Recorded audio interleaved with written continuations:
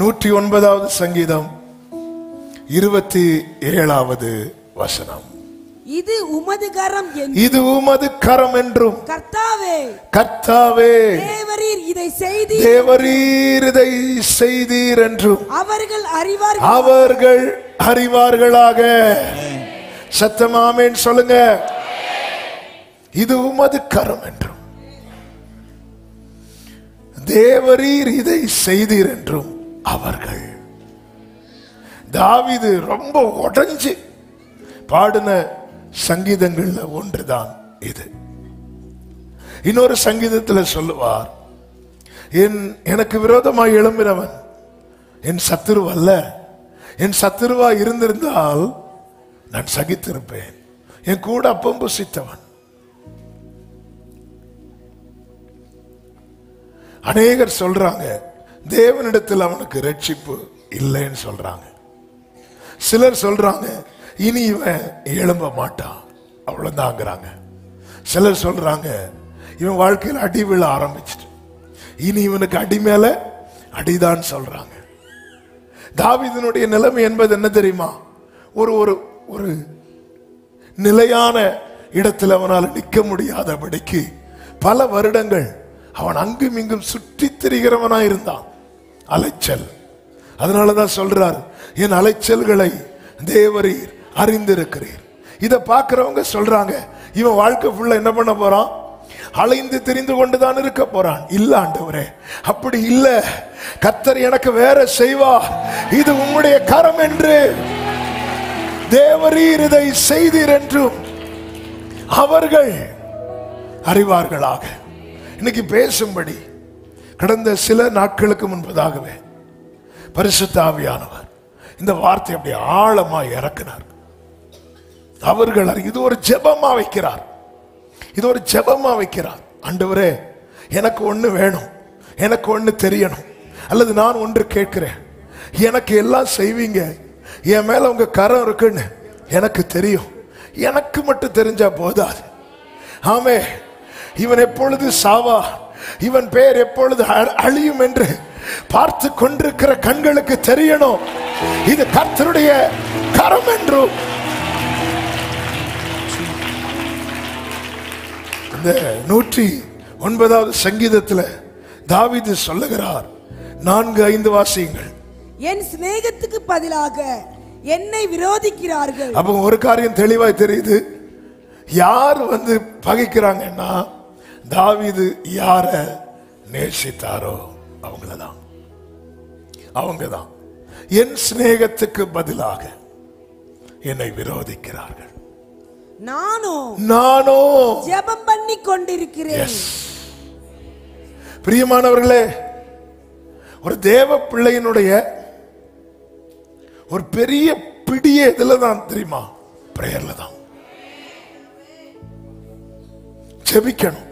எதுக்கு இந்த பாரங்கள் எல்லாம் இங்க பகிர்ந்து கொடுக்கப்பட்டது? இறங்கி போராடுறதுக்கா? போராடினதா நடக்குமா? பெரிய பெரிய தலைவர்கள் ரோட்ல இறங்கி போராடினதுக்கு ஒண்ணுமே நடக்கல. முடிஞ்ச ஒரு ஆப்பிள் ஜூஸ் கிடைக்கும் வேற. ஆனா போராடணும் எங்க தெரியுமா? முழங்கால முடக்கி. ஜெபம் பெரிய அசைவை உண்டு பண்ணும். எலியா ஜெபித்த போது எப்படி அக்கினி இறங்கினதோ, இன்றும் ஜெபத்துக்கு வல்லமை உண்டு.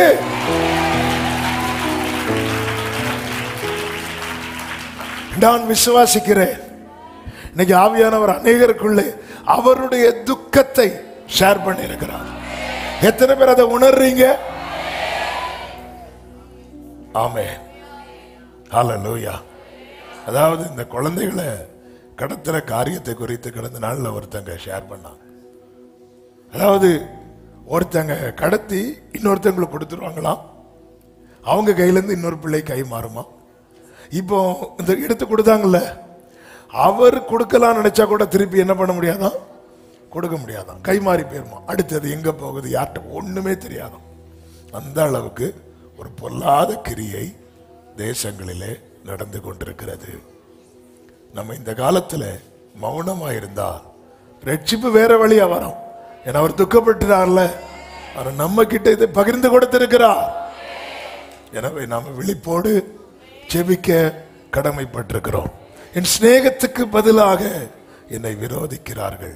5வது வசனத்திலே சொல்லப்பட்டிருக்கிறது, நன்மைக்கு பதிலாக நன்மைக்கு பதிலாக எனக்கு தீமை எனக்கு செய்கிறார்கள். தீமை செய்கிறார்கள். என் சிநேகத்துக்கு பதிலாக என்னை அது திருப்பியும் சொல்றார். ஆமென். ஆண்டவரே, அவங்களுக்கு தெரியணும். அப்போ சிலர் பாருங்க, நம்ம எவ்வளவுதான் அன்பு காட்டினாலும் அவங்க மனசுல நம்முடைய கஷ்டத்தை மட்டும்தான் விரும்புவாங்க. அது யாரா இருக்கலாம். நம்ம எவ்வளவுதான் அவங்க கிட்ட உண்மையா இருந்தாலும் நம்மளை கஷ்டப்படுத்தி நம்ம கஷ்டப்படணும், நம்ம விழணும், நம்ம எழும்பக்கூடாது அப்படின்னே விரும்புற கூட்டம் உண்டு. அப்படின்னு ஏதாவது விதத்துல. அதனால தான் தாவீது சொல்லுகிறார் 28வது வசனத்துல, அவர்கள் சபித்தாலும் நீர் ஆசீர்வதியும். அவ்வளவுதான். ஆண்டவரே, அவங்க நிறைய சொல்றாங்க, அநேக நிந்தைகள் நான் கேட்டேன். 31 சொல்றார், அநேகர் சொல்லும் அவதூரை கேட்டேன் அப்படிங்கிறார். அநேகர் சொல்லும் அவதூறு. ஆமென். அநேகர் சொல்லும் அவதூறு. இது நடுவில் தாவீது ஜெபம் பண்ணிட்டே இருக்கிறார். என்ன ஜெபம் பண்ணிட்டு இருக்கிறார்னு பார்த்தா அதுதான் சொல்லப்படுகிறது, இது உம்முடைய கரம் என்றும். கர்த்தாவே, தேவரீர் இதை செய்தீர் என்றும் அவர்கள். ஒரு ஜெபம் பண்ணிடுவோமா? என்ன ஜெபம் பண்ண போறீங்க? தாவீதுக்கு பிரச்சனை சொல்றார். நம்ம சங்கீதம் எழுதுனா யாருக்கு பிரச்சனை எழுதுவோம்? நம்ம பிரச்சனை. நம்ம செய்தி கேட்கலாம், ஆனா ஒரு ஜெபம் பண்ண நான் ஏவப்படுறேன். என் வாழ்க்கையில ஓங்கி இருக்கிறது சத்துருவின் கரம் அல்ல, கர்த்தருடைய கரம் என்பதை அவர்கள் அறிவார்களாக. அப்படியே கைகளை உயர்த்தி, உங்க கைகள்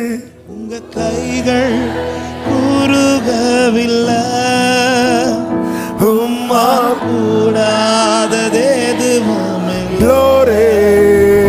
உங்க கைகள் உருகவில்லை, உம்மா கூடாதது எதுவும் இல்லை.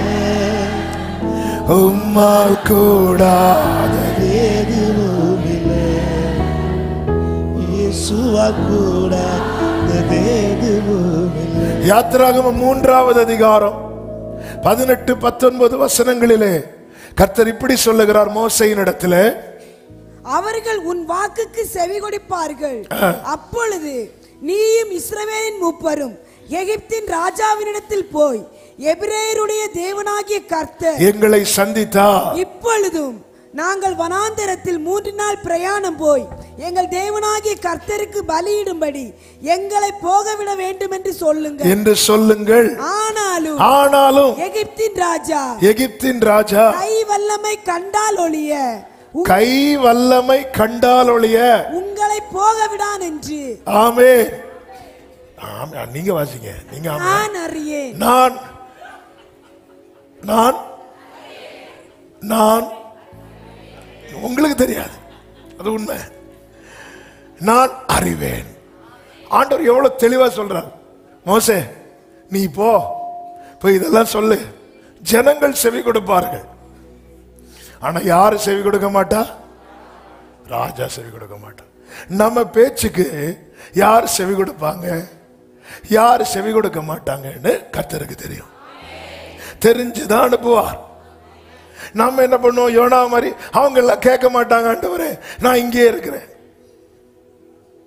அவருக்கு தெரியும். கர்த்தர் சொல்றார், நீ பேசு, ஜனங்கள் செவி கொடுப்பார்கள். அப்படித்தானே இருக்கு 18. அவர்கள் செவி கொடுப்பார்கள், ஆனாலும் ராஜா செவி கொடுக்க மாட்டான். அவன் இப்படி செவி கொடுக்காம இருக்கும்போது நான் என்ன பண்ணுவேன் தெரியுமா? என் கை வல்லமைய காட்டுவேன்.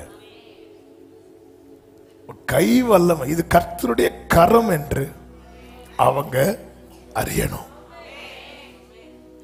அப்போ இது யாருக்கு தெரியுதுன்னா ஆண்டவருக்கு தெரியுது. சில இடத்துல நான் என் கரத்தை நீட்டினா மட்டும்தான் மற்றவர்களுக்கு தெரிய வரும் என் பிள்ளை குறித்த தேவ திட்டம் பெரியது என. இதெல்லாம் கேட்டுட்டு தான் மோசே போறார். மோசே போய் அதே போல பார்வோன்ட்ட சொல்றார், ஆராதிக்கும்படி ஜனங்களை போக விடு. கர்த்தர் என்ன சொன்னார்? அவன் கேட்க மாட்டான். சொன்னாரா? அதே போல அவன் என்ன பண்ணல, கேட்கல. உடனே மோசே, நான் கேட்டான் அவங்க கிட்ட, இதெல்லாம் சொல்லி தானே உனக்கு அனுப்பி விட்டேன். 4 கடைசி வாசிங்க. சாரி, 5வது அதிகாரம் 22, 23 வசனங்கள். அப்பொழுது மோசே கர்த்தரிடத்தில் திரும்பி போய், ஆண்டவரே, இந்த ஜனங்களுக்கு தீங்கு வர பண்ணினது என்ன? ஏன் என்னை அனுப்பினீர்? ஏன் அனுப்பினீர்? ஆண்டவர் அதான் ஃபர்ஸ்டே சொன்னார். அதனாலதான் கர்த்தர் சொல்லும் போது நல்லா கேட்கணும். சொல்லிட்டு பழத்தை பறிச்சு சாப்பிடுது. நம்ம ஃபுல்லா பண்றதுதான்.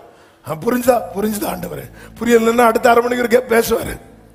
அதனால கை தூக்க சொன்னா கை தூக்கிடுவோம், ஆமென் சொல்ல சொன்னா ஆமென் சொல்லிடுவோம், கிடைச்சான்னு கேட்டா கிடைச்சுன்னு சொல்லிடுவோம். புரிஞ்சுதா?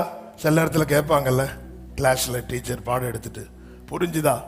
இந்த ஃப்ரெண்டு பெஞ்சில் இருக்கிறவங்களுக்கு புரியவே செய்யாது. டவுட் மேல டவுட் கேட்டுட்டே இருப்பான். ஆனா நாங்கள்லாம் லாஸ்ட் பெஞ்சில் இருந்து, உங்களுக்கு ஒரு டவுட் கிடையாதா? ஒரு டவுட் கிடையாது மேடம். நீங்க பாடம் எடுக்கிறதுக்கு முன்னாடியே புரிஞ்சிச்சு. அது எப்போ தெரியும்னா, இந்த எக்ஸாம் பேப்பர்ல எழுதும் போது கண்டெல்லாம் வெளியே போய் உள்ள அப்போ சிரிப்பாங்க, நல்லா புரிஞ்சுதா? ஆண்டவர் சொல்லும் போது கேட்கணும். ஜனங்க செவி கொடுப்பாங்க, பார்வன் செவி கொடுக்க மாட்டான். பார்வன் செவி கொடுக்காம இருக்கும்போது நீ என்கிட்ட வா. வேதத்தில் ஒரு வசனம் உண்டு, கர்த்தர் மோசே சொன்னபடி எல்லாம் செய்தார். உனக்கு செவி கொடுக்கிற ஒருவர் பரலோகத்தில் இருக்கிறார். எத்தனை பேர் நம்புறீங்க? எத்தனை பேர் சொல்றீங்க எனக்கு செவி கொடுக்கிறவர் பரலோகத்தில் இருக்கிறார்? கர்த்தர் கை வல்லமையை காண்பிக்க ஆரம்பித்தார். ஃபுல்லா காட்டல, ஃபர்ஸ்ட் ஒரு விரல காட்டினார். மொத்த மந்திரவாதமும் அவுட். உலகத்திலே அதிகமாய் மந்திரம் செய்கிறது ஈஜிப்ட்ல. எகிப்தின் மந்திரங்கள் என்பது சாதாரணம் கிடையாது. நமக்கு மோசேயின் கோல் பாம்பாய் மாறினது நமக்கு தெரியும். அது கர்த்தர் அப்படி ஒரு அற்புதத்தை செய்தார். ஆனா பார்வோன் மந்திரவாதிகள் எல்லாருடைய கோலும் பாம்பா மாறுது. இஸ்ரவேல்ல 12 கோத்திரம், 12 கோத்திரத்தாரின் கோல்களும் பாம்பா என்ன செய்யல, மாறல. இங்க ஒருத்தனுக்கு தான் கிஃப்ட், அங்க எல்லாருக்கும் கிஃப்ட். அவன் இங்க யாராவது ஒரு ஆளுக்கு தான், அங்க எல்லாருக்கும் கிஃப்ட். நிறைய கிஃப்ட்டுக்கு பின்னாடி இருக்கிறது என்ன தெரியுமா?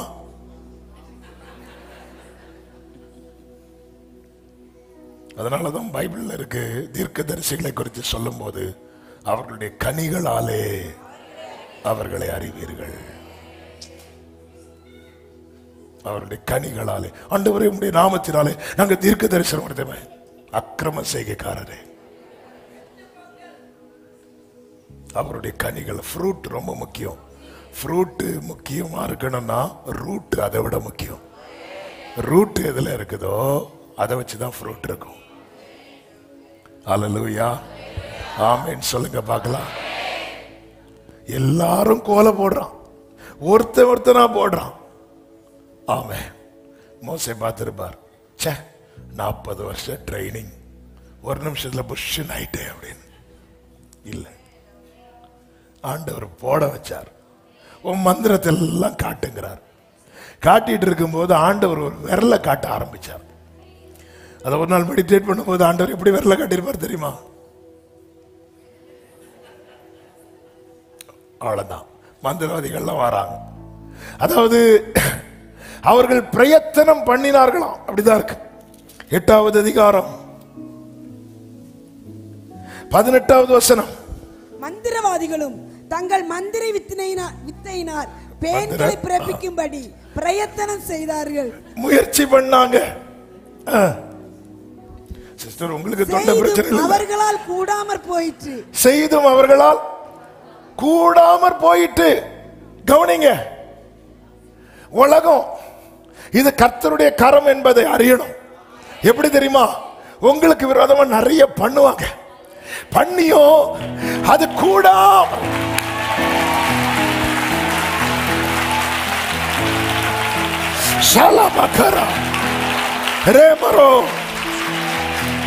செய்தும். அப்போ நம்ம ஜெபம் என்ன? செய்யவே கூடாது. அப்படிதானே? அவன் சொல்லுவாங்க, பாரு நான் உனக்காக பூஜை பண்ண போறேன், மந்திரம் பண்ண போறேன். நம்ம ஒண்ணு என்ன ஜெபம் பண்ணுவோம்? அவங்க ஆண்டவர் சொல்லி செய்ய விடு, செய்யுங்கள் தயவு செய்து, கொஞ்சம் நல்லாவே செய்யுங்க. செய்தும். ஆமென். அக்கினிக்குள்ள சாத்ராக் மேஷாக் ஆபேத்நேகோவை போட்டும் முடி கூட கரகல.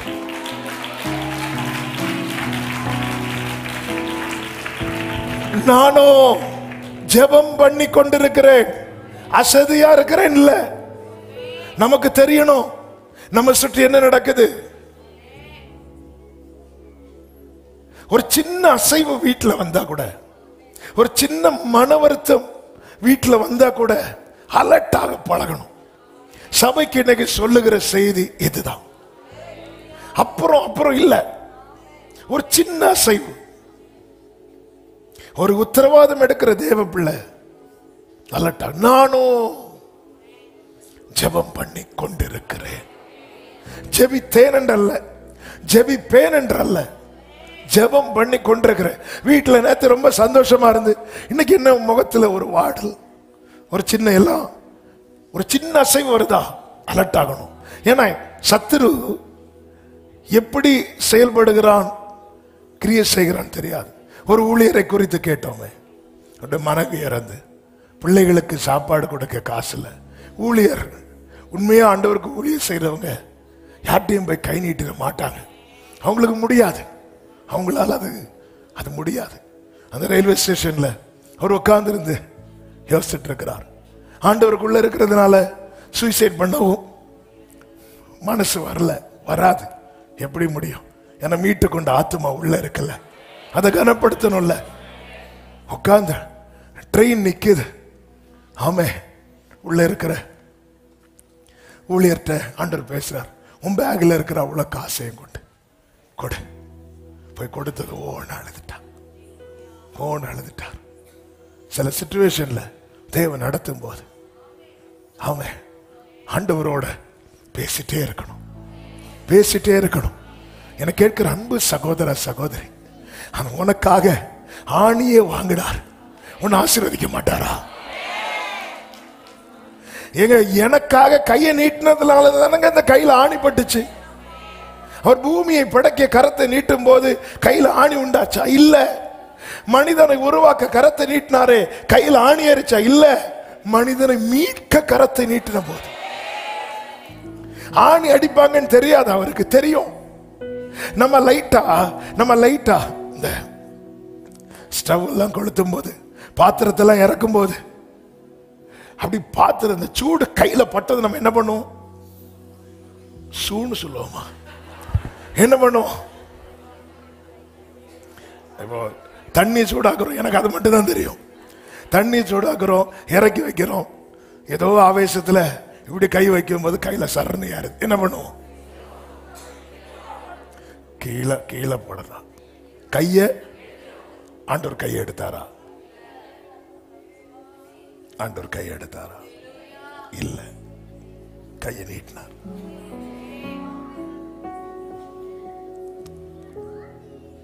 அதே போல கிளாஸ்ல எல்லாம் அடிப்பாங்க, பாத்துறீங்க? இப்ப அடிக்க கூடாது, இப்போ பிள்ளைங்க தான் டீச்சர்ஸ் அடிக்கிறாங்க, அடிப்பாங்க. நாங்கள் அடி வாங்கும் போது அவருக்கு கோபம் வந்துடும் இல்ல, அப்படி நம்ம கையை எடுப்போம். அவர் எடுக்கல. அவர் எடுக்கல. ஒரு கையில்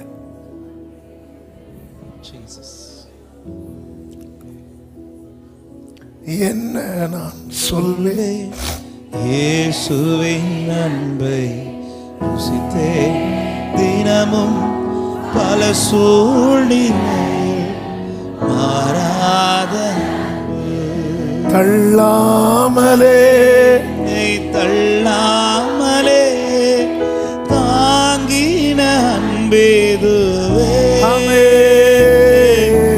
தள்ளாமலே தள்ளாமலே தாங்கின அன்பேதுவே. தாங்கின அன்பேதுவே. நானோ ஜெபம் பண்ணி கொண்டிருக்கிறேன்.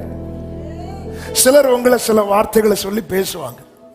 ஓகே, அதை விட்டுறணும். எப்படி விடணும் தெரியுமா? ஆண்டவர்கிட்ட சொல்லி விடணும். ஆண்டவரே, அவர்கள் சபித்தாலும், ஐயோ என்னை இப்படி சபிச்சுட்டாங்க, என்ன இப்படி சபிச்சுட்டாங்க அப்படி சொல்லி நான் கலங்கிட்டு இருக்கிறேன்னா நான் என்ன பண்றேன் தெரியுமா? அவங்க கூட ஆண்டவரை வச்சுட்டேன்னு அர்த்தம். ஐயோ இவங்க என்ன இப்படி சொல்லிட்டாங்க, நீ என்ன பண்ணாலும் உனக்கு உருப்படவே உருப்படாது அப்படியே இருப்பாங்க. ஐயோ ஐயோ இப்படி சொல்லிட்டாங்க, நான் என்ன பண்ணாலும் உருப்படாதுன்னு சொல்லிட்டாங்க. இப்படி நான் கவலைப்பட்டுட்டு இருந்தேன்னா நான் என்ன பண்றேன் தெரியுமா?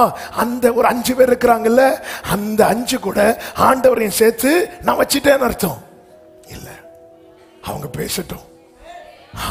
அநேகர் சொல்லும் அவதூறை கேட்டு நான் நேர ஆண்டவர் சமத்தில் இருந்த, ஆண்டவரே ஆண்டவரே நீரே என் தேவன் என்று அவர்கள் சபித்தாலும், அப்பா அவங்க சொல்றாங்க நீ எல்லாம் இந்த நிலையை விட்டு வளர மாட்டேன், அவங்களுக்கு தெரியட்டும்பா இது உம்முடைய கரம் என்று.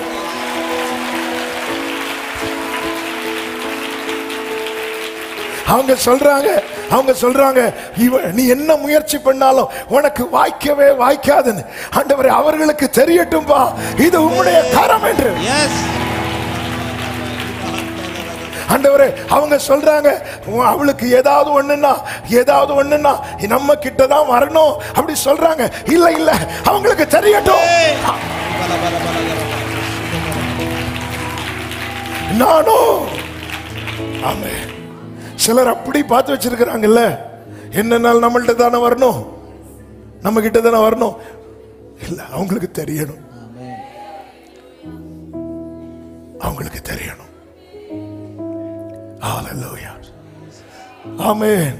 ஆவியானவர் இந்த வார்த்தையை அப்படியே பேசிக் கொண்டிருக்கிறார். நான் செய்திக்கு உள்ளே போகல, நீ உள்ள போக முடியுமான்னு தெரியல. ஆமென். அவர்கள் அறிவார்களாக. இந்த நாட்களிலே கர்த்தருடைய கரம் வெளிப்பட, கர்த்தருடைய கரம் விளங்க உன்னுடைய ஜெபம் மிக மிக அவசியம். நானோ ஜெபம் பண்ணி கொண்டிருக்கிறேன். எஸ்ராவின் நாட்களிலே 8வது அதிகாரம், அதிலே ஆலயத்துக்காக அநேக பொன், 100 தாலந்து பொன்னு, வெள்ளி, இப்படி அநேக பொருட்கள் இருக்கிறது, விலை மதிப்புள்ளவைகள். இப்ப அகாவா நதி அண்டையில எல்லாரையும் கூடி வர வைக்கிறாங்க. இங்க இருந்து எருசலேமுக்கு போகணும். பொதுவாகவே நம்ம ஏரியால மட்டும் இல்ல, பொதுவாகவே பாத்தீங்கன்னா ஒருத்தங்க காசோட போறாங்க அப்படின்னா ரொம்ப கேர்ஃபுல்லா போவாங்க. எதுக்கு தெரியுமா? கொள்ளையடிச்சிருவாங்க. சிலர்லாம் பாத்தீங்கன்னா சிலர் பஸ்ல ட்ரெயின்ல டிராவல் பண்ணுவாங்க, காசு எடுத்துட்டு போறாங்கன்னா அன்னைக்கு அவங்களுக்கு விழிப்பு ஜெபம் தான்.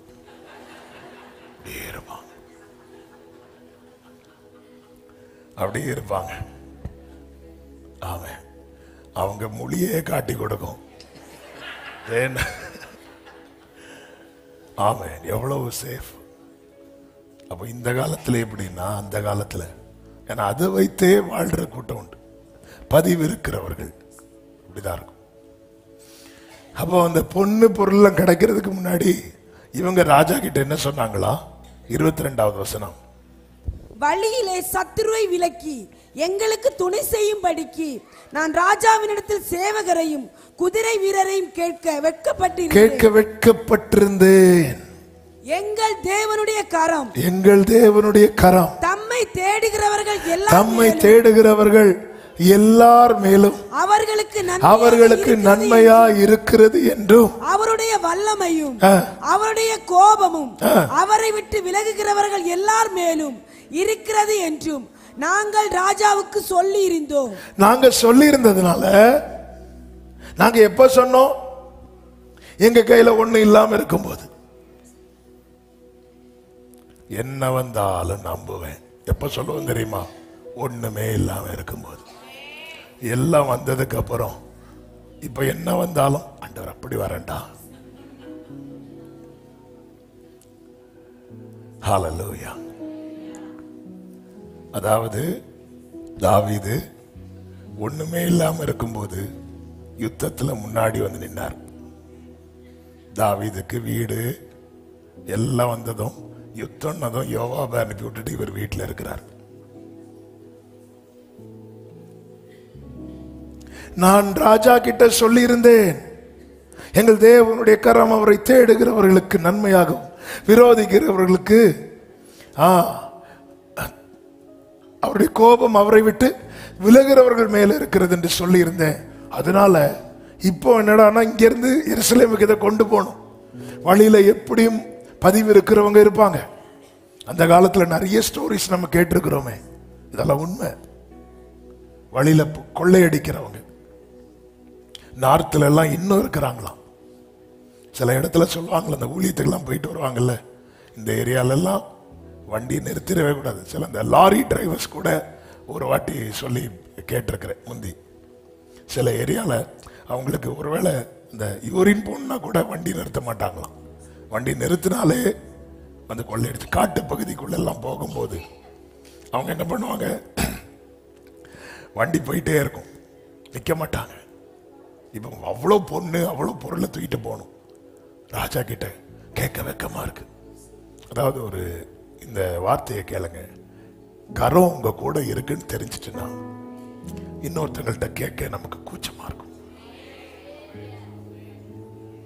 அப்பா கரம் என் மேல இருக்கு அப்படின்னு தெரிஞ்சு நான் அப்பா கையை பிடிச்சிட்டு வரும்போது இன்னொரு ஆள்கிட்ட போய் கேட்கறதுக்கு எனக்கு வெட்கமா இருக்கு,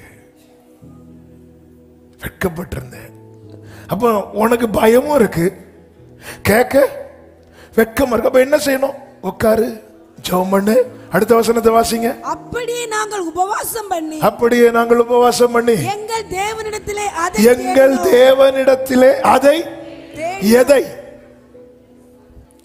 எதை ராஜா கிட்ட கேட்கணும்னு தோணுச்சோம், எதை சித்தப்பா கிட்ட கேட்கணும்னு தோணுச்சோம், எதை மாமா கிட்ட கேட்கணும்னு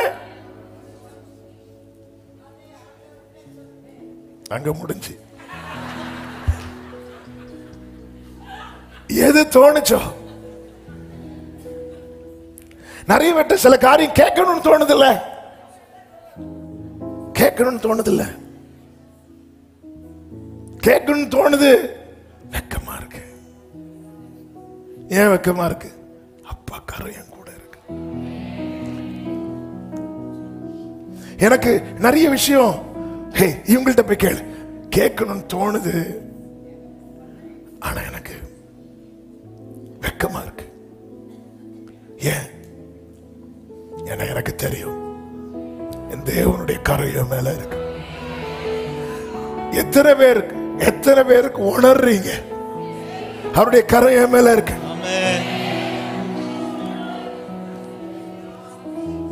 எத்தனை பேர் உணர்றீங்க? இப்படி நீங்க வெக்கப்படுறதே அவர் ரசிப்பார்.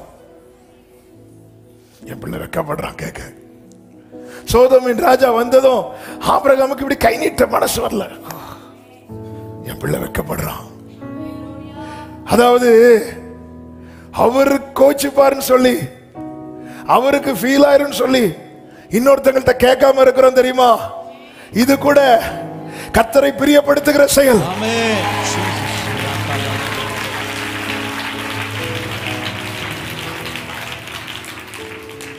ஹல்லேலூயா. வெக்கமா இருக்கு. ஆமென், ஆமென். நம்பணும். ஏன்னா அவருடைய கரம் தான் தாயின் வயிற்றில் உற்பவித்தது முதல் என்னை ஆதரித்தார். என்னை ஃபர்ஸ்ட் பார்த்த கண்கள் அவருடைய கண்கள். என்னை ஃபர்ஸ்ட் கை நீட்டி எடுத்தது அவர்தான். அதாவது வெளியே, அதாவது கன்சீவ் ஆகி அந்த டெலிவரி டைம் சொல்லுவாங்க, நல்லா புஷ் பண்ணுங்க, புஷ் பண்ணுங்க. எங்க புஷ் பண்ண? நான் நம்புறேன். தாவீது சொல்றார், என்னை தாயின் வயிற்றிலிருந்து எடுத்தவர். வெளியே டாக்டர்ஸ் எல்லாம் அப்படி கை நீட்டிட்டு இருப்பாங்க. உள்ள இருந்து ஒரு கரம் அந்த பிள்ளை அப்படியே கொடுக்கும்.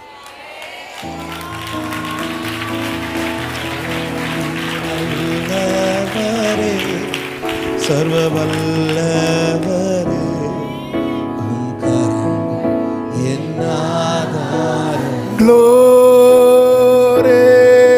நீ நல்லவரே, சர்வ வல்லவரே, உம் கரங்கள் என் ஆதாரம். ஆமென், ஆமென். அப்பா கரம் இருக்கு. அன்னையில இருந்து அவர்தான். ஓசியால இருக்கு, நான் இப்ராஹிமை கைப்பிடித்து நடக்க பழக்கினேன். எடுத்துட்டு விடல, நடக்க பழக்கி. என் நீதியின் வலது கரத்தை பூமியின் கடையாந்திரத்திலிருந்து எடுத்து அழைத்து வந்து எடுக்கிறார், நடத்துகிறார். இங்க பாரு, நீ என் தாசன், நீ என் பிள்ளை, நான் உன்னை வெறுக்கல, என் நீதியின் வலது கரத்தினா. ஆண்டவரே, எனக்கு சில காரியங்கள் இந்த ஆள்கிட்ட கேட்கணும் தோணுது. கேட்டா ஆனா எனக்கு வெக்கமா இருக்குப்பா. அப்படியே எனக்கு ஒரு நிலைமை வரும்போது நாங்கள் உபவாசம் பண்ணி எங்கள் தேவனிடத்தில் அதை நம்ம எப்போ ஆண்டவர்கிட்ட கேட்போம் தெரியுமா? ராஜா கிட்ட கேட்டு ராஜா நோ சொன்னதுக்கு அப்புறம், ராஜாதி ராஜாவே, முதல்ல போறது ராஜாவே இல்ல. அதாவது இந்த காரியத்தை இயேசுவின் நாமத்தில். இன்னொரு டெஸ்டிமனி, நான் அந்த பேப்பர் எடுத்துட்டு வரல. ஒரு சகோதரி அவங்க ஹஸ்பண்டுக்கு வந்து ஒரு, அதாவது பாத்ரூம்ல போய் போதை போட்டுட்டு வருவார். ஏமானா பாத்ரூம் போயிட்டு வரேன், ரொம்ப ரொம்ப ரொம்ப நேரம் கழிச்சு வருவார். உள்ள போய் போட்டுட்டு கண்டுபிடிச்சிட்டாங்க. ஏன்னா போகும்போது அழகா போனாரு, வரும்போது டான்ஸ் ஆடிட்டு வந்தாரு. இந்த அம்மா சொல்லி சொல்லி பார்த்தாங்களாம், கேட்கல. அப்புறம் பார்த்தாங்க, இனி இவர்கிட்ட போய் என்ன சொல்றதுக்கு அப்படி சொல்லிட்டு நம்ம ஆகஸ்ட் ஃபாஸ்டிங் பிரேயர்ல, அது மட்டும் இல்ல, எங்க வச்சிருக்காங்கன்னு இவங்களுக்கு கண்டுபிடிக்கவும், அது பாத்ரூம்குள்ளையும் ரகசிய அறைகள் இருக்கிறது. ஜெபம் பண்ணி இந்த ஆகஸ்ட் ஜெபம் பாதி ஆகல. அவர் சொன்னாராம், இந்த இடத்துல இருக்க எடுத்து போட்டு, இனி எனக்கு அது வேண்டாம்.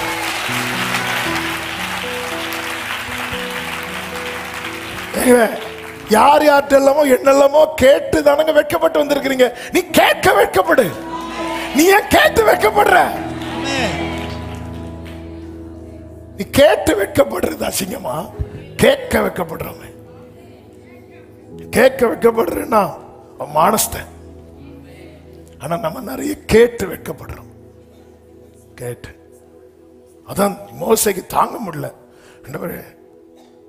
நான் நேர போனேன் பார்வோன்ட்டு போய், ஜனங்களை போக விடு, ஓடிரு. என்னாண்டவரே, என்ன ஏங்க கொண்டு வந்தீங்க? எவ்வளவு வலிச்சு. நம்ம நிறைய வெட்கப்பட்டது கேட்க அல்ல, கேட்டு. உண்மைதானே? சிலர்கிட்ட கேட்கும் போது சிலர் மேலையும் கீழே ஒரு பார்வை பார்ப்பாங்க, அதுலயே நம்ம டவுன் ஆயிரும் இல்ல. சிலர்கிட்ட கேட்கும் போது சிலர் என்னெல்லாம் பேச முடியுமோ பேசுவாங்க. சரி, தந்துட்டு பேசுனா கூட. இப்படிதான் எங்க அப்பா ஊழியத்துக்கு வந்து ஆரம்பத்துல, அவங்களுக்கு தெரியாதுல்ல, அவங்க வேறொரு மார்க்கத்துல இருந்து கிறிஸ்தவத்துக்கு வராங்க. அப்ப அவங்க நினைச்சாங்க கிறிஸ்தவங்க எல்லாம், அதுவும் இந்த பெந்தேகோஸ்தேக்காரங்கெல்லாம் ரொம்ப நல்லவங்கன்னு நினைச்சாங்க. அப்படி நினைச்சுதான் ஒரு மீட்டிங் போனோம். அப்பாக்கு ஒரு மீட்டிங் போனோம். அப்ப அந்த ஊர்ல ஒரு பெரிய பண்ணையா இருந்தார். அவளை தெரியும்ல, உள்ள காசு வச்சா வெளியே தெரியற மாதிரி தான் சட்டப்பட்டு உள்ள காசு வச்சுட்டு இப்படிதான் நிற்பாங்க. அப்போ அவர் இந்த மீட்டிங் அட்டன் பண்ணிட்டு, எங்கள் அப்பா, தம்பி உன் சாட்சி கேட்டேன் தம்பி, ரொம்ப சூப்பர் தம்பி அப்படின்னு கேட்கும்போது எங்கள் அப்பா, சரி ஒரு மீட்டிங் போகணும், ஒரு ரூபா இருந்ததுன்னா போயிட்டு எல்லாம் வந்துடலாம்னு சொல்லிட்டு அவர்கிட்ட, ஐயா எனக்கு இந்த ஒரு மீட்டிங் போகணும், ரொம்ப தூரம், ஒரு ரூபா கொடுப்பீங்களா, நான் போயிட்டு வந்துடுறேன். தம்பி இங்கே வா அப்படி சொல்லிட்டு கூட்டிட்டு போனாங்க. கூட்டிட்டு போயிட்டு, இப்போ என்கிட்ட கேட்டது இருக்கட்டும், இனி என்கிட்ட இல்லை யார்கிட்டையும் கேட்காத, சரியா? இப்படி ஒரு ரூபா கொடுத்துட்டு சொல்லியிருந்தா ரொம்ப நல்லா இருந்திருக்கும். சிலர் ஃப்ரீயா ஆலோசனை கொடுப்பாங்க பாருங்க. அப்படி சொல்லிட்டு எங்க அப்பா அதை சொல்லும்போது சொல்லுவாங்க, அந்த மனுஷன் ஒரு ரூபா தந்துட்டு சொல்லியிருந்தா கூட கொஞ்சம் கேட்டிருப்பேன். அப்படி அவருக்கு எங்க அப்பா என்னது இது? ஏன்னா எங்க அப்பா ஒரு மிடில் கிளாஸ் ஃபேமிலியில் வளர்ந்தவங்க, அந்த வீட்டில் ஒரு குறை கிடையாது, நல்லா வளர்ந்தவங்க. சரி நான் என்ன கேட்டேன், எனக்கு எங்கள் வீட்டு வாசல் அடைக்கப்பட்டிருக்கிறது, ஒரு மீட்டிங் போகணும், என் சாட்சியை சொல்லணும், அதுக்கு தான் நான் கேட்டேன். ஆனால் இப்படி இந்த மனுஷன் பண்ணிட்டாரேன்னு சொல்லிட்டு அப்படியே ஒரு வயல் வழியாக நடந்து போயிட்டு இருக்கும்போது ஆண்டவர் வந்து அப்படி தட்டுறாங்களாம். தட்டி கேட்குறாங்க, நான் உனக்கு தந்த ரட்சிப்புக்கு விலை ஒரு ரூபா தான் நான் கேட்டேன். எங்க அப்பா திரும்பி பார்க்கறாங்க, ஒருத்தர் இல்ல, திருப்பி ஆண்டவர் பேசுறார், நான் உனக்கு தந்த ரட்சிப்புக்கு விலை ஒரு ரூபா தான். எங்க அப்பா அந்த இடத்துல முழங்கால் போட்டு சொன்னாங்க. அப்பொழுது வயது 19. ஆண்டவரே, நான் இப்ப சொல்றேன், என் மரணம் வரைக்கும் நான் பட்டினியா இருந்தாலும் இருப்பேனே தவிர ஒருத்தங்க கிட்ட கூட நான் காசு கேட்க மாட்டேன்.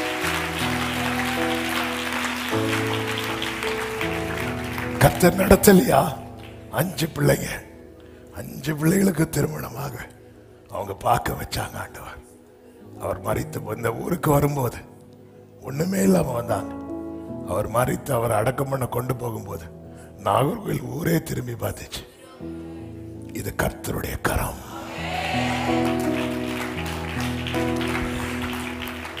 தேவனிடத்தில் அதை தேடினோம். ஏன் கர்த்தருடைய கரம் வெளிப்பட மாட்டேங்குது தெரியுமா? எங்கெல்லாமோ தேடுறோம், யார்கிட்டெல்லாமோ தேடுறோம். எங்க ஒண்ணு நீ மீட்டெடுக்கப்பட்டவள், மீட்டெடுக்கப்பட்டவன் என்பதை ஏன் மறந்து போற? ஆமென், ஹல்லேலூயா. ஏன் மறந்து போற? ஆண்டவர்கிட்ட அதை தேடணும். நான் ராஜா கிட்ட எனக்கு கேட்கணும் போது எல்லாரும் சொல்றாங்க, போய் கேளு, அவங்க கிட்ட கேளு, ஏய் அவர் ஃபேவர் பண்ணுவார், கேளு. இல்ல இல்ல, நான் சொல்லிட்டேன், நான் ஆண்டவரை தேடுறவன், என் மேல கர்த்தருடைய கரம் நன்மையா இருக்கணும். அதனால எனக்கு எப்படி இருக்கு தெரியுமா? வெட்கமா இருக்கு. நம்ம வெட்கப்படுறோமா? வெட்கப்படணும். அப்படி வெட்கப்படும் தெரியுமா? உடனே போய் ஆண்டவரேன்னு உட்காரணும். அதை தேடணும், அதை தேடணும். வேதம் சொல்லுகிறது, எங்கள் விண்ணப்பத்தை கேட்டு அருளினார். 31வது வசனம், எஸ்ரா 8:31. தாங்கள் எருசலேமுக்கு போக, என்ன? நாங்கள் எருசலேமுக்கு போக முதலாம் மாதம் 12ஆம் தேதியிலே அகாவா நதியை விட்டு பயணம் புறப்பட்டோம். எப்ப புறப்பட்டாங்க? டேட்டா விடுங்க, டேட்டா விடுங்க. எப்ப புறப்பட்டாங்க? தேவனிடத்தில் அதை தேடின பிறகு. நல்லா புரிஞ்சுக்கோங்க, பதிவு இருக்கிறவங்க இருக்கதான் செய்வாங்க. ஆனா கர்த்தருடைய கரம் உன் மேல இருந்தா வர முடியாது. பார்வோனும் சேனையும் எகிப்தை விட்டு புறப்பட்டு வந்தார்கள். ஆண்டவர் ஒரு லைன் போட்டு நிறுத்திட்டார்ல, நிக்க வைப்பாங்க. பார்த்துட்டே இருப்பாங்க. பார்வோனும் சேனையும் எதை பார்த்துட்டு இருந்தாங்க? செங்கடல் பிளந்ததை பார்த்தாங்க. இஸ்ரவேல் ஜனங்கள் கால் நனையாமல் நடந்ததை பார்த்தாங்க. பார்க்க வைப்பா. அப்படி பார்க்கும்போது தான் தெரியும் இது கர்த்தருடைய கரம்.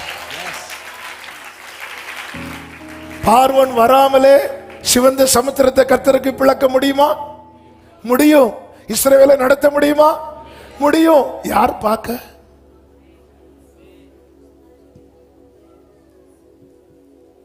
அதனாலதான் சிலர் அப்படி சுத்தி நிறுத்தி வச்சிருக்கிறார். அதற்காக ஸ்தோத்திரம். சத்துருக்களுக்கு முன்பாக அவன் பந்தி ஆயத்தப்படுத்துறதுக்கு முன்னாடி ஆண்டவர் யாரை செட் பண்றார்? இந்த ஆண்டவர் பந்தி பசிக்கு வெயிட் பண்ணு, இந்த இடம் ஃப்ரீயா இருக்கு, என்ன பிரச்சனை உண்டு வர பண்ணலாம். நேர சுத்தி வந்து நிக்கிறாங்க. இப்போ அவன் இப்பொழுது சாவான். அப்படிதானே இருக்கு அந்த வசனம். ஆமேனா. 41வது சங்கீதம் 8 வாசிங்க. 8. தீராவியாதி அவனை பிடித்துக் கொண்டது. படுக்கையில் கிடக்கிற அவன் இனி எழுந்திருப்பதில்லை. அவங்க என்ன கூலா பேசுறாங்க தெரியுமா? அதுக்கு முந்தின 2 வசனங்கள் வாசிங்க சிஸ்டர். ஒருவன் என்னை பார்க்க வந்தால் வஞ்சனையா பேசுறான். அவன் தன் இருதயத்தில் அக்கிரமத்தை சேகரித்து வஞ்சனையா பேசுறானா என்ன? அதாவது வரும்போது பிரதர் எப்படி இருக்கீங்க? அவன் வந்தது விசாரிக்கல, மேட்ரை கேட்டு வெளியே போய் சொல்லணும். எப்படி இருக்கிறீங்க? அதை ஒடுல கொஞ்சம் தலைவலி. அவன் வெளியே போய் என்ன சொல்லுவான் தெரியுமா? அவருக்கு தலையில கட்டி. இல்ல சிலர் அப்படிதான் சொல்லுவாங்க.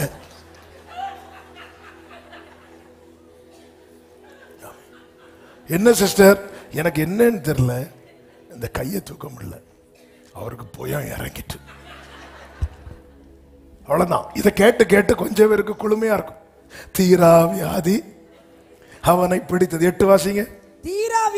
தீரா வியாதினா இந்த வியாதி இனி இவனை விட்டு விலகாது. அவனை பிடித்து கொண்டது. படுக்கையில் கிடக்கிற அவன் அப்படி சொல்லி பார்த்துட்டு இருக்கும் போதுதான் பந்தி ரெடி ஆகுது. புல்லுள்ள இடங்களில் அமர்ந்த தண்ணீரண்ட நடத்திடுவி, மரணத்தின் பள்ளத்தாக்கு சூழ்ந்திட்டாலும் வாக்கென்னும் கோலினா பலப்படுத்தி எனக்கான உண்மையை. தீரா வியாதி அவன்தான். அவனுக்கு தண்ணி கூட கொடுக்க முடியல. அப்படின்னு இருக்கும்போது அவனால கஞ்சி கொடுத்து பாத்தீங்களா? முடியல. உண்மையா நேசிக்கிறவங்களுக்கு அது வலிக்கும். ஆனா சத்துருக்களுக்கு அது எப்படி இருக்கும் தெரியுமா? அப்படி இருக்கும்போது நம்ம அண்ணன் எழும்பி இருந்து உக்காந்து நல்ல நாட்டுக்கோழி பிரியாணி சாப்பிட்டு இருக்கிறார்.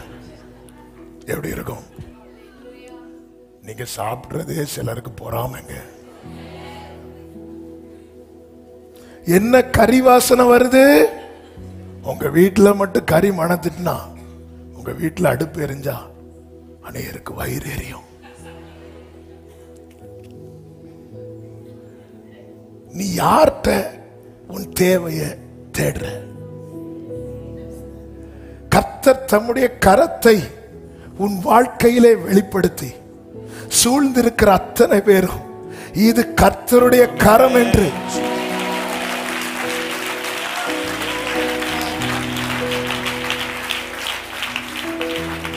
ஏசாயா 41வது அதிகாரம் 20வது வசனத்தை வாசியுங்கள்.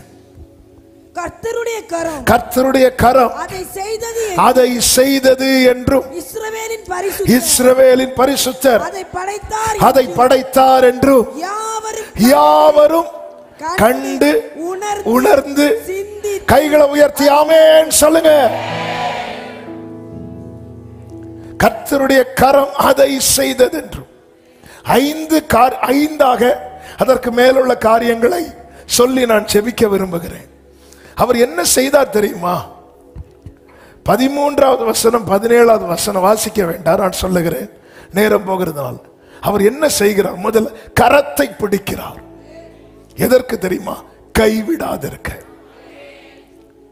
இவன் கைவிடப்படல. இதை எல்லாரும் பார்க்க போறாங்க. இவ்வளவு பிரச்சனை வந்து இவன் என்ன செய்யப்படல? நான் கைவிடப்படல. நீ தேடிக்கொள்ளப்பட்டதென்றும் ஏசாயா 61 கடைசி தானே, 62 கடைசியா? நீ தேடிக்கொள்ளப்பட்டது 62 வசனம் சொல்லுங்க. 62:12 வாசிங்க.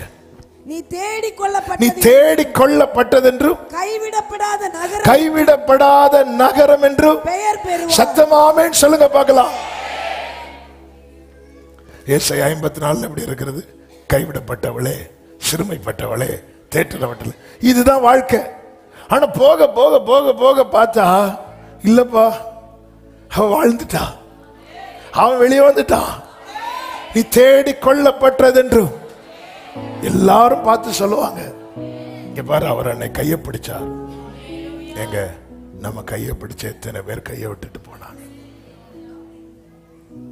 கரம் பிடித்த நாயகனே பாடுங்க. கரம் பிடித்த நாயகரே, கைவிடாத தூயவரே, என்னை கைவிடாத தூயவரே, பிரசன்னம் பிரசன்னம் glory பிரசன்னம் தேவ பிரசன்னம் ஆமென் பிரசன்னம் பிரசன்னம் தேவ பிரசன்னம். இரண்டாவது பேசுகிறார் பயத்தை போக்க. 13வது வசனத்தை வாசியுங்கள். இனி உன் தேவனாகிய கர்த்தராகிய நான், அப்படியே அங்க வாங்க சிஸ்டர். 41 உன் தேவனாகிய கர்த்தராகிய நான் உன் வலது கையை பிடித்து பயப்படாதே, நான் உனக்கு துணை நிற்கிறேன். பயப்படாதேங்கிறார், பேசுகிறார் பயத்தை போக்க. ஏன்னா அந்த பயம் இது. நீங்க யார்கிட்டலாம் ஆண்டவர் பயப்படாதுன்னு சொன்னார் பாத்தீங்கன்னா, ஆபிரகாம்கிட்ட சொல்லியிருக்கிறார், தாவீதுகிட்ட சொல்லியிருக்கிறார். ஆபிரகாம்கிட்ட எடுத்த தீர்மானத்தை குறித்த பயம் வந்துட்டு, சில டிசிஷன் எடுத்துட்டு பயப்படுவோம். இனி இப்படிதான் இருக்கணும், பயம் இருக்கும். ஆபிரகாம் எடுத்த தீர்மானம் என்ன? சோதோம் ராஜா கிட்ட எந்த சப்போர்ட்டுக்கும் போகக்கூடாது. நேர கையை வேற உயர்த்தி சொல்லவும் செஞ்சுட்டார்.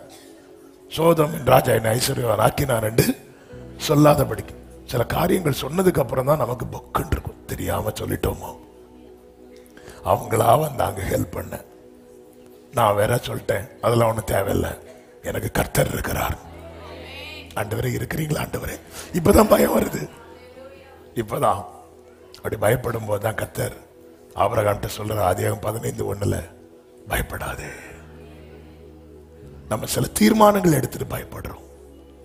சில காரியங்களை தீர்மானித்துட்டு இனி இப்படிதான் நிக்கணும், இனி இது வேண்டாம் அப்படி எடுக்கும்போது, ஏன்னா நம்ம பயணிக்கிற நமக்கு எப்பவுமே மெதுவான தென்றல் அடித்து கொண்டிருந்தா நம்ம எடுத்த தீர்மானத்துல ஈஸியா நிறைவேற்றலாம். ஆனா எப்போ புயல் அடிக்கும் தெரியாது. அதான்ல ஏறி இறங்கி தான் ஆடின துறைமுகத்துக்கே கப்பல் போய் சேருது. அப்படித்தானே ஒரு வசனம் இருக்கு. எத்தனாவது சங்கீதம்? 107வது சங்கீதம். அதனுடைய 23 வசனம் 23 இருந்து வாசிங்க. கப்பல் ஏறி கடல் யாத்திரை பண்ணி பிரவான தண்ணீர்களில் 26 அவர்கள் ஆகாயத்தில் ஏறி ஆழங்களில் இறங்கி அவர்கள் ஆத்துமா கிளேசத்தினால் கரைந்து போகிறது. 30வது வசனம். அமைதல் உண்டாத நிமித்தம் அவர்கள் சந்தோஷப்படுகிறார்கள். தாங்கள் நாடின துறைமுகத்தில் அவர்களை கொண்டு வந்து சேர்க்கிறார். அப்ப சேர்றது வரைக்கும் ஆகாசத்தில் ஏறி ஆழத்தில் எப்படி இருக்கும் லைஃப்? இந்த சில கேம்லாம் இருக்கும் தெரியுமா? இந்த ஸ்பீடு போட்டுன்னு ஒன்று உண்டு. அது போட்டு தானே, இந்த சைடு கொஞ்சம் பேர் இருப்பாங்க, இந்த சைடு கொஞ்சம் பேர் இருப்பாங்க. இந்த போட்டு இப்படி மேலே ஃபர்ஸ்ட் மெதுவாக தான் போயிட்டு இருக்கும். சில வீரர்கள்லாம் வந்திருந்து பயங்கர சீன் காட்டிட்டு இருப்பாங்க. திடீர்னு போட்டு மேலே போகும். மேலே போகும்போது அவங்க உறவுகள் எல்லாம் கூப்பிடுவாங்க, அம்மா. அவ கீழே வரும். சிலர்லாம் எனக்கு தெரிஞ்ச ஒருத்தர் இப்படிதான், அந்த ரவுண்ட் வீல் இருக்குல்ல, அதுல கீழே ஏறும்போது அப்படி கெத்தா ஏறி இருந்தார். மேல கொண்டு போய் நிறுத்தி விட்டான். என்ன இப்ப இறக்கலன்னா சாடுவேன். வாழ்க்கை இப்படிதான். இந்த இடத்துலதான் நீ எடுத்த தீர்மானம் என்ன? தீர்மானமா?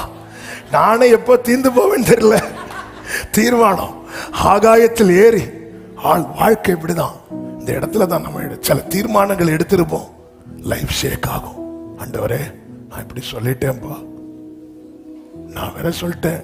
அதான் எஸ்ரா சொல்றல, நான் ராஜா கிட்ட இப்படி சொல்லியிருந்தேன். அந்த இடத்துல தான் ஆண்டவர், பயப்படாத பயப்படாத. ஆண்டவர் பாருங்க, நம்ம பயம் இல்லாம இருக்கும்போது உறவுகள் வந்து பயப்படாதுன்னு சொல்லி பயம் காட்டுவாங்க. நம்ம பயந்துட்டு இருக்கும் போது அவர் வந்து பயப்படாதுன்னு சொல்லி பயத்தை நீக்குவார். ஆகாருக்கு பிள்ளையை குறித்து பயம். பிள்ளைக்கு எனக்கு ஒண்ணுமே செய்ய முடியலையே. கர்த்தர் சொல்ல, பயப்படாத. ரூத்துக்கு எதிர்காலத்தை குறித்து பயம். ரூத்து என்னதான் போவாஸ் பாதப்படியில வந்திருந்து, நான் உமது அடியாள் அப்படி சொல்லும் போது போவாஸ் இப்படியே பார்த்துட்டு, பயப்படாத, உனக்கு வேண்டியபடி. அவ பயமா இருக்குன்னு சொன்னால ரூத்து இல்ல. ஆனா போவாஸுக்கு தெரியும், பயப்படுறா. லைஃப குறித்து, ஃபியூச்சரை குறித்து, எதிர்காலத்தை குறித்து. ஏன்னா இழப்ப பார்த்தவா, வலிய பார்த்தவா. போவாஸ் பார்த்து சொல்ற, பயப்படாத, உனக்கு வேண்டியபடி எல்லாம் நான் செய்வேன். சகரியாவுக்கு, எலிசபெத் சகரியாவுக்கு, ஆண்டவரே என் ஜெபத்துக்கு பதில் கிடைக்காம போய்விடுமோ பயம். கர்த்தர் தூதனை அனுப்பி சொல்றார், பயப்படாத, உன் வேண்டுதல் கேட்கப்பட்டது. பவுலுக்கு, என்னால இனி சாட்சியா நிக்க முடியாம போயிருமோங்கிற பயம். கர்த்தர் சொல்றார், பயப்படாத பயப்படாத. கையை பிடித்தவர் சொல்லுகிறார், இவன் பயந்துட்டுல இருந்தா, இவன் பயந்துட்டு தானே இருந்தான், இவன் பயந்துட்டு தானே இருந்தா, எப்படி இவன் எழும்பி வரா? இது கர்த்தருடைய கரம் என்றும்.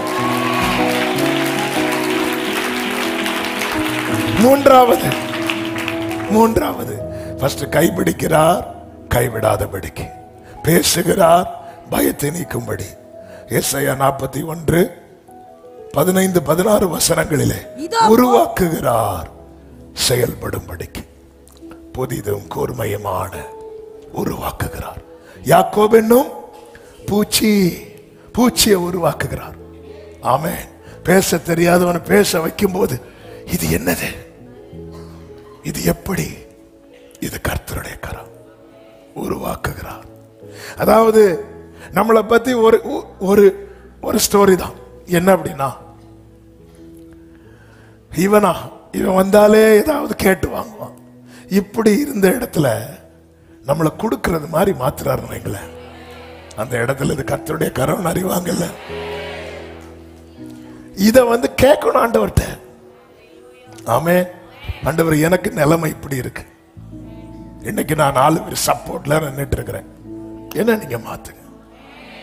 இது மாத்தும் போது எதுக்கு மாத்தணும்? நாளைக்கு நான் உங்களை பார்த்து 4 கேள்வி கேட்கணும், அதுக்கா இல்ல. இது கர்த்தருடைய கரம் என்று, தேவரீர் இதை செய்தீர் என்று அவர்கள் அறிவார்களாக, அவர்கள் அறிவார்களாக மாத்துறார். ஏசா யாக்கோபு கிட்ட வந்தாலே, அண்ணா அந்த பத்திரத்தை தான், கூழ் தருவியா? கூழ்னா நீ அந்த பத்திரத்தை தருவியா? ஏசாவுக்கு ஃபுல்லா ஏசா ஆசீர்வாதத்துக்கு மேலதான் கண்ணு. உடனால ஏசா சொல்றான், அவன் பேர் யாக்கோப் எனப்படுவது, அவன் ப்ரூவ் பண்ணிட்டே இருக்கிறான். இவன் இருந்தா நம்ம கிட்ட இருக்கிறத நிரூபிச்சுட்டே இருக்கிறானே. ஆண்டவர் பார்த்தாரு, இவனை நீங்க வைக்க கூடாது, தள்ள, நேர கொண்டு போய் அடுத்து ஏசாவை சந்திக்கிறதுக்கு முன்னாடி இஸ்ரவேலா மாறி இருக்கணும்.